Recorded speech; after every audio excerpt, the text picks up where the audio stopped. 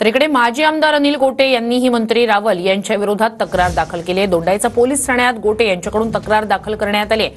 शासनाची 2,65,00,000 रुपयांची फसवणूक रावल यांनी केलेली आहे असा आरोप अनिल गोटे यांच्याकडून करण्यात आलाय। धरण क्षेत्रात स्वतःच्या मालकीची जमीन दाखवून फसवणूक केल्याचा आरोप गोटे यांचा आहे। तर अनिल गोटे यांनी मंत्री जयकुमार रावल यांच्या विरोधात तक्रार दाखल केलेली आहे। शासनाची जवळपास 2 कोटींची फसवणूक केल्याचा आरोप त्यांनी केलेला आहे।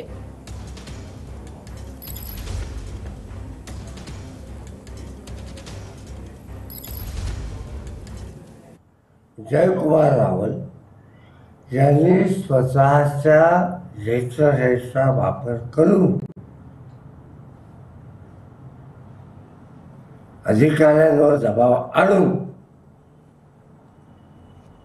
जिल्हाधिकारी आणि जिल्हा भूमापन अधिकारी यांचा आदेश डावलून 2,65,00,000 रुपये शासनाच्या हडप केले आहेत।